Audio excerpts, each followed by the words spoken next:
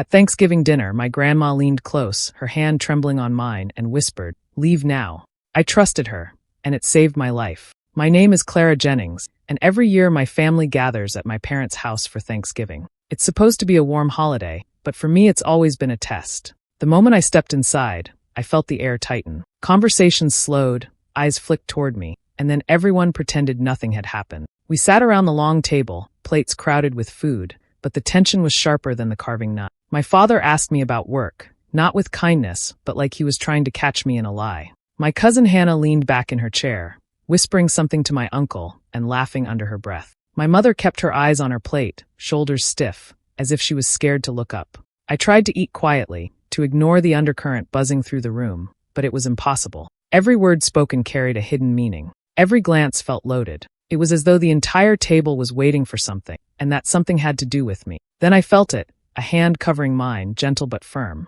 I looked to my right. My grandmother, Margaret, sat with her back straight, her eyes fixed on me. There was fear in them, a fear I had never seen from her before. She leaned close enough that no one else could hear, and her voice, barely a whisper, trembled. "Leave now." For a moment, the words didn't make sense. Leave? In the middle of dinner? But the urgency in her tone sent a jolt through me. She wasn't joking. She wasn't being dramatic. She was warning me. My pulse quickened. I set down my fork and forced my voice to stay steady. "I'm not feeling well," I said, pushing back my chair. The legs scraped against the floor, and the sound made everyone look up at once. Hannah stopped smirking. My father's jaw tightened. My mother froze mid-bite. The room went silent, the kind of silence that makes your ears ring. I stood, grabbing my coat from the back of the chair. My hands shook, but I tried to hide it. "I think I need some air," I added, though no one asked. No one said a word as I walked to the door, but I could feel them watching me. Each step felt heavier, like I was dragging something invisible with me. I didn't dare look back until my hand was on the doorknob. And even then, I only glanced for a second, long enough to see every pair of eyes following me as I slipped out into the night. I drove away from the house, but the knot in my stomach didn't loosen. The headlights stretched across the dark road, and the further I went, the heavier the silence inside the car felt. My grandmother's whisper kept replaying in my head, over and over, until it blended with the hum of the engine. I gripped the wheel tighter, trying to breathe steady, but nothing about this felt normal. I told myself I might have overreacted. Maybe she was just tired. Maybe she saw I was uncomfortable and wanted to give me a way out. But no matter how I tried to reason it, I couldn't let go of the look in her eyes. That wasn't just worry. That was fear. As the miles passed, my thoughts pulled me backward, back into the years that made Thanksgiving so unbearable. My father, Douglas, had always been the center of the house. His word wasn't advice, it was law. He never asked, he commanded. Every choice I made seemed to offend him. Every step I took away from his approval turned into another fight. He made me feel like I was an outsider in my own family. My mother, Irene, never raised her voice. She rarely raised her eyes either. She sat quietly, nodding at his decisions, smiling faintly when people were watching, and then fading back into silence. I used to wait for her to step in, to defend me, but she never did. Her distance hurt worse than his anger. And then there was Hannah, my cousin. She knew exactly how to twist words until people saw me in the worst light. Sweet in front of others, poisonous when we were alone. She had a way of turning my mistakes into entertainment, of making me feel like the family punchline. If my father was the judge, she was the prosecutor, always building her case against me. Through all of it, the one steady hand had been my grandmother. Margaret never played sides. She listened when no one else would, slipped me little notes of encouragement, and looked at me like I wasn't broken. She never raised her voice, but somehow, her presence always softened the sharp edges of that house. That's why her warning hit so hard. She wasn't someone who panicked. If she told me to leave, there had to be a reason. I just didn't know what it was yet. I sat in my car outside my apartment for a long time, staring at the steering wheel, wondering if I had embarrassed myself, if I had made something out of nothing. The night pressed in quiet around me. I almost convinced myself to brush it off. Then in the distance, I heard sirens. At first faint, then growing louder. They tore through the calm of the night, racing down the road that led straight toward my parents' neighborhood. My chest tightened, and every doubt I had vanished. Something was wrong. Very, very wrong. The next morning, I was pouring myself a cup of coffee when I heard a knock at my door. It was Mrs. Kane, my parents' neighbor, a woman who had known me since I was a kid. She stood on my porch with a worried face, holding her coat tight around her. "Clara, were you at your folks' place last night?" she asked. I nodded slowly. "Yeah, but I left early." "Why?" Her eyes widened a little. "Good thing you did. After you left, it got bad over there. I heard shouting, things breaking. Then an ambulance pulled up. Someone was taken to the hospital. I don't know who, but it was chaos. The mug nearly slipped from my hand. I could picture the table, the silence when I stood up, the eyes following me as I walked out. I swallowed hard. Do you know what happened? She shook her head. All I know is the noise stopped as soon as the sirens did. But word is already going around. People are saying you started something before you stormed out. My chest tightened. That's not true, I said quickly, maybe too quickly. Mrs. Kane gave me a sympathetic look, but I could tell she wasn't sure what to believe. She patted my arm and said, "Well, I figured you should know." Then she left, leaving me standing in the doorway, the cold air rushing in behind her. I closed the door and leaned against it, trying to make sense of her words. How could I be the cause when I wasn't even there? I left quietly, without raising my voice, without a single argument. And yet somehow, the story already had me at the center of the storm. I paced the room, guilt knotting in my stomach. Had I done the wrong thing by leaving? What if someone was hurt, and I could have stopped it? But then another thought cut through Grandma. She told me to go. She had been so certain, so urgent. Why? What had she known that I didn't? Hours passed with no answers. I couldn't bring myself to call the house.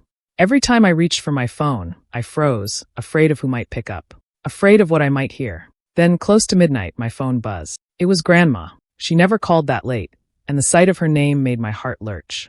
I answered on the first ring. Grandma? Her voice was hushed, almost like she was afraid someone might overhear. Clara, listen to me. You can't go back there. I sat down hard on the couch. What happened? Mrs. Kane said there was an ambulance. Don't ask questions right now, she cut me off. Just promise me you won't return to that house. They were planning something for you. That's why I told you to leave. You have to trust me. My throat went dry. Planning something? What are you talking about? I can't say on the phone, she whispered. Just stay away, please. Before I could press her for more, she ended the call. I sat there staring at the screen, my hands shaking, my mind racing. Chaos at the house, rumors with my name in them, and my grandmother's urgent warning. Whatever was happening, it wasn't over. It was only just beginning. I couldn't sit with the questions any longer. The next day, I drove to my grandmother's house.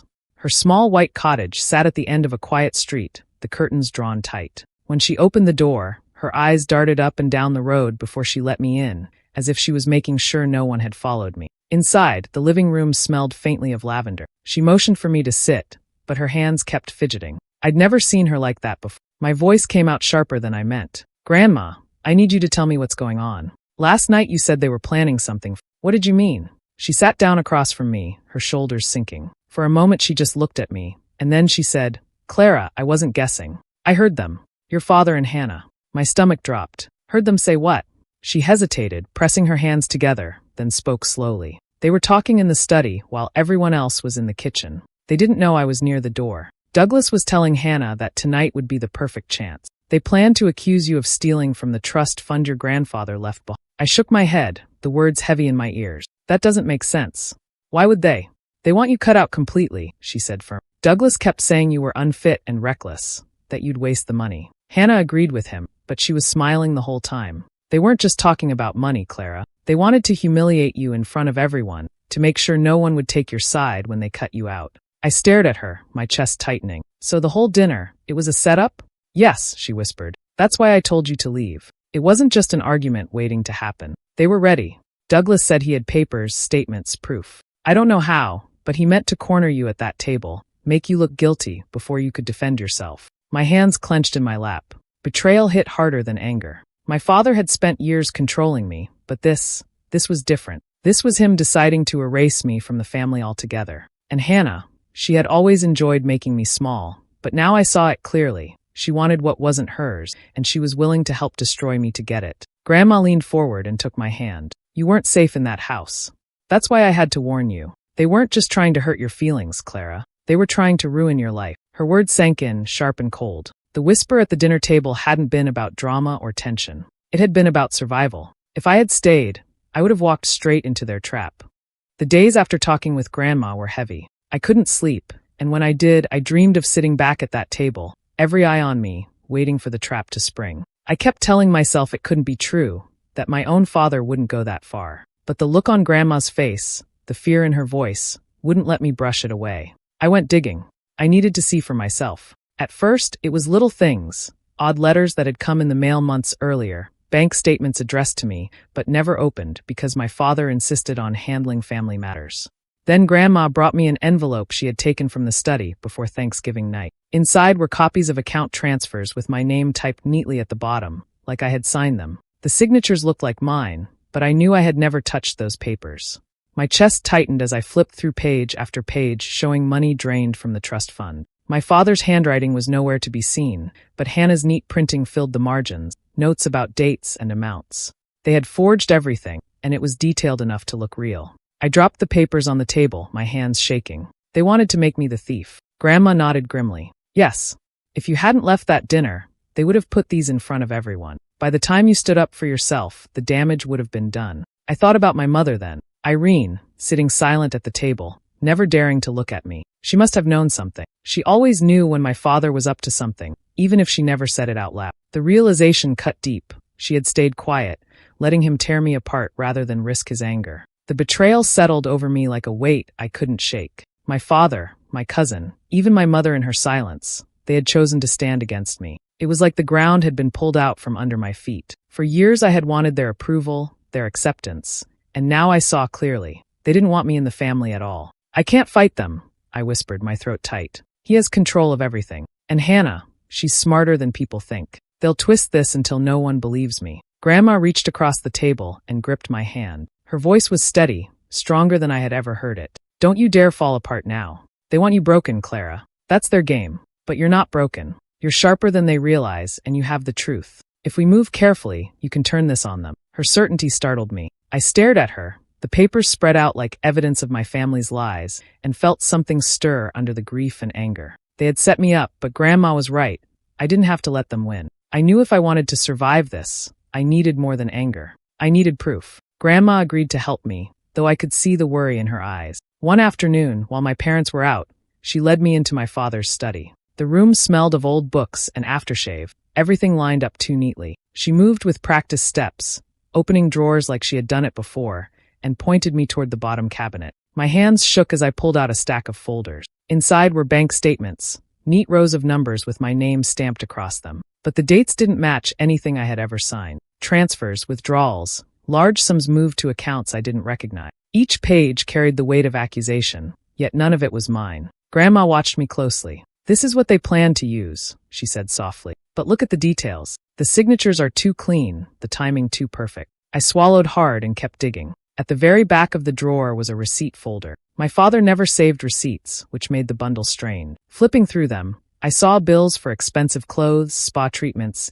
and even a luxury trip booked under Hannah's name. My heart sank. While they painted me as reckless, Hannah was living on money stolen from the trust. For a moment, I couldn't breathe. I thought of her smug smile at the dinner table, the way she had leaned back in her chair like she already owned everything. Now I understood why. She was spending freely, confident that I would take the blame when questions came. I spread the papers across the desk. The evidence was there, staring back at me. I had enough to show anyone willing to listen. But the weight of it pressed on me. If I confronted them too soon, they'd twist it again, find a way to bury me under their lies. If I waited too long, the damage might become permanent. I gathered the documents into a neat pile, my hands trembling. It's all here, I whispered. But how do I even begin to fight this? Grandma placed a steady hand on my shoulder, piece by piece.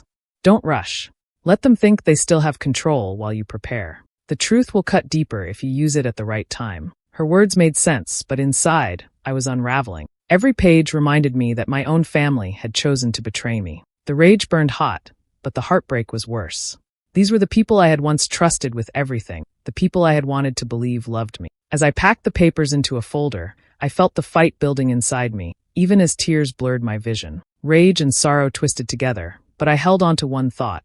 If they wanted war, I wouldn't go down quietly. I didn't call ahead. I didn't warn anyone. I just drove straight to the house, the folder of papers on the passenger seat beside me. My chest felt tight the entire way, but my hands were steady. When I pulled into the driveway, I saw the lights glowing in the windows. They were all home. I walked up the steps and pushed open the front door without knocking. The living room went quiet the second I stepped in. My father stood near the fireplace. Hannah lounged on the couch with a glass of wine, and my mother sat stiffly in her chair. Douglas's eyes narrowed. Well, look who decided to show her face. The ungrateful daughter. His voice dripped with anger. What do you want now? More drama?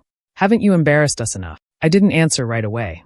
I set the folder down on the coffee table and looked at him. I came for the truth. Hannah let out a sharp laugh, shaking her head. Here we go again. Clara, you're obsessed. You left the dinner like a storm, and now you're trying to spin stories? You need help. Seriously. She leaned back, tilting her glass toward me like she was making a toast. Everyone sees it, you're unstable. Her words stung, but I didn't flinch.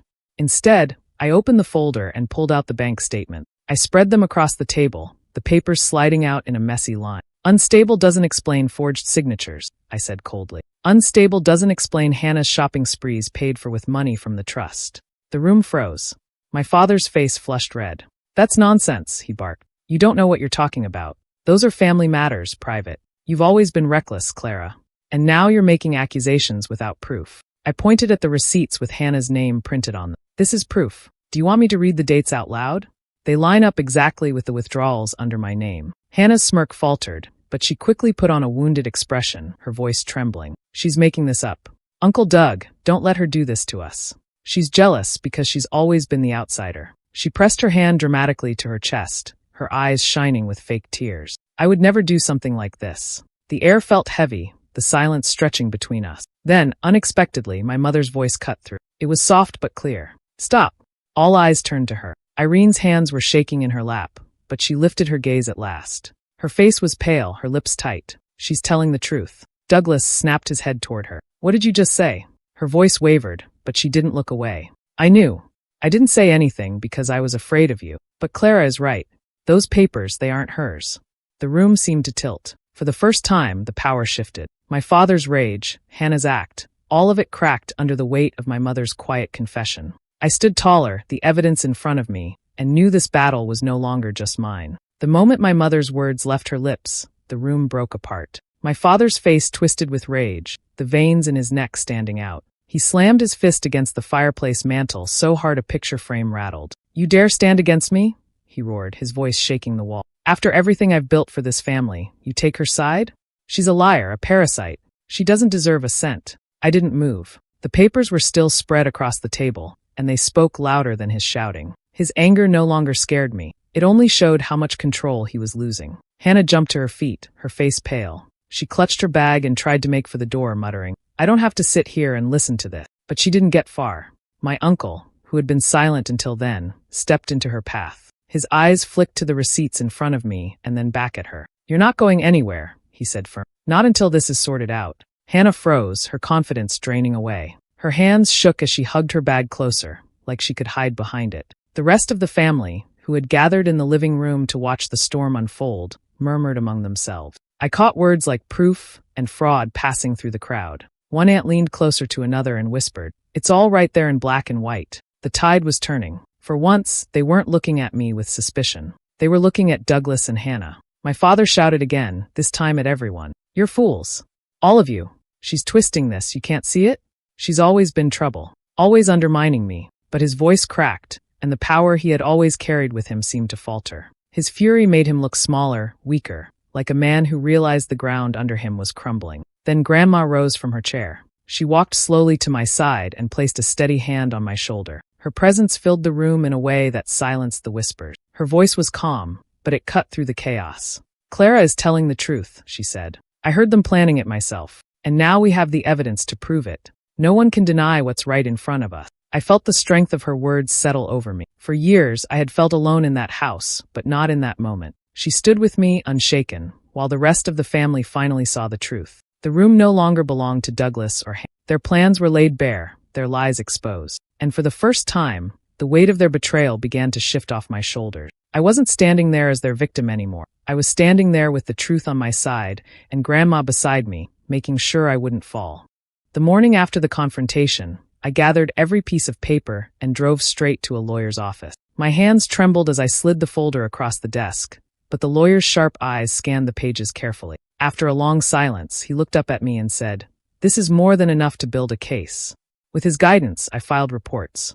It felt unreal, putting my own father and cousin's names on official documents, but there was no other choice. They had forged my signature, stolen what wasn't theirs, and tried to destroy me in the process. It wasn't just a family fight anymore. It was a crime. The days that followed were a blur of meetings, signatures, and tense waiting. My stomach turned every time the phone rang, but slowly the case began to take shape. When the authorities finally stepped in, the The sound of handcuffs clicking shut echoed louder in my mind than any of my father's old threats. Douglas was charged with fraud and forgery, and the evidence tied Hannah directly to the stolen fund. The lavish trips, the expensive clothes, the transfers, all of it traced back to her. Watching the two of them face the law was nothing like the shouting battles I had grown up with. This wasn't about who could yell louder or intimidate more. This was about facts, and the facts weren't on their side. My mother, Irene, surprised me most of all. One evening she came to my apartment, her hands wringing nervously. She looked smaller somehow, as if years of silence had worn her down. "I left him," she said simply, her voice trembling.